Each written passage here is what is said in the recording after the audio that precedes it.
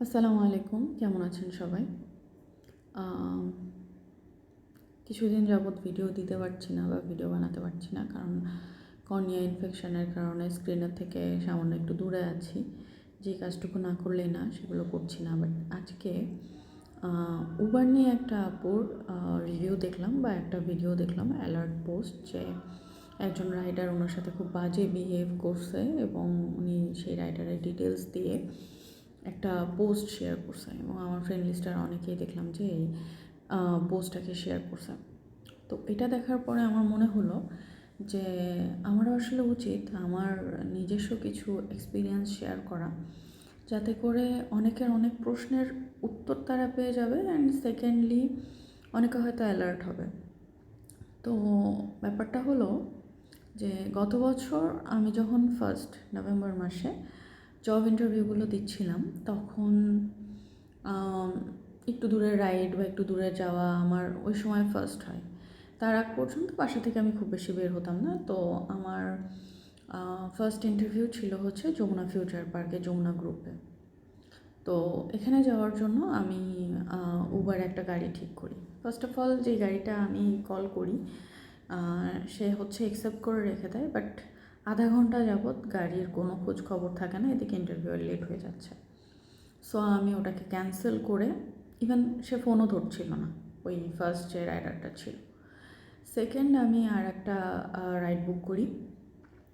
আমার গাড়ির নাম্বার মনে নেই এবং ওই সময় অ্যাকচুয়ালি আমি মানে এই জিনিসটা ওইভাবে পয়েন্ট করার মতো কিছু ছিল না, দ্যাট ইজ ওয়াই আমি ওই জিনিসটা নিয়ে এতটা কেয়ার করি না।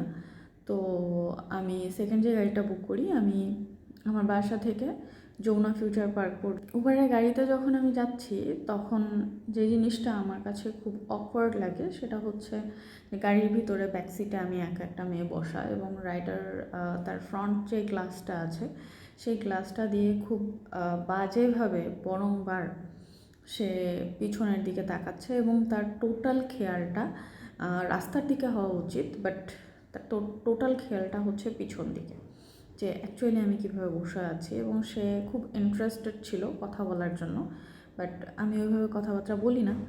উনি জিজ্ঞেস করেন ইন্টারভিউয়ের ব্যাপারে, যে তোমার হাতে ফাইল টাইল ছিল। সো আমি তাকে বলি ইন্টারভিউয়ের কথা, দেন আমি তার সাথে আর কোনো কথা বাড়াই না।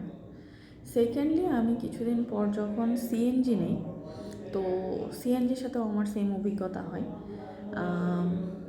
একটা মেয়ে যখন পিছনে বসে, তখন সিএনজি আলাম আমার বিভিন্ন রকমের বডি ল্যাঙ্গুয়েজ, বিভিন্ন রকমের কথা, মানে খুবই অকওয়ার্ড একটা ফিল। সো ওই জায়গাটা থেকে আমার কাছে মনে হয় যে okay fine, take a pause. আমি এমন কোনো রাইড ইউজ করব না, স্পেশালি আমি যখন একা থাকি, যেখানে অ্যাকচুয়ালি রাইডারের সাথে টোটালি একা আমি। বাইকের ক্ষেত্রে হয় যেটা, যে আসলে টোটালি ওপেন একটা স্পেস, সে যদি কোনো রকম ব্যাড কোনো বডি ল্যাঙ্গুয়েজ করে থাকে বা সে যদি কোনো ব্যাড বিহেভিয়ার করে থাকে, সেটা ওপেনলি রাস্তার মধ্যে সবাই দেখতে পারতেছে এবং তার উপরে সবাই পয়েন্ট আউট করে তাকে একটা মাইরও দিতে পারে। সো এটা নিয়ে অনেকেই ব্যাপারটা এরকম যে অ্যালার্ট থাকে যে আমি নেগেটিভলি কোনো কিছু করবো না, বাট গাড়ির মধ্যে টোটালি একটা কনজাস্টেড প্লেস, এবং সেখানে রাইডার যা কিছুই করুক না কেন সেটার কোনো রেকর্ড নাই, কেউ দেখছে না। সো আমি যখন একা কোনো জায়গায় যাই, আমি যখন একা কোথাও রাইড করতেছি, কোনো দূরের স্পেসে যাচ্ছি, আমি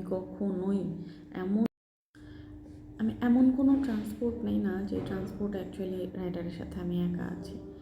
আইদার আমি রিক্সা ইউজ করি, না হলে আমি বাইক ইউজ করি, না হলে আমি পাবলিক ট্রান্সপোর্ট, যেগুলো বাস বা মেট্রো, এই টাইপের ট্রান্সপোর্ট আমি ইউজ করি, just because of my safety. And Bangladesh এমন একটা জায়গা যেখানে নিজের সেফটি ইনশিওর করার জন্য ইভেন ইন এ রাইড আপনাকে অ্যালার্ট থাকতে হয়, ইভেন ইন এ ট্রান্সপোর্ট আপনাকে অ্যালার্ট থাকতে হয়। এতে আপনি কোনো ট্রান্সপোর্ট নিতে পারতেছেন না, ইটস রিয়েলি ভেরি অকওয়ার্ড।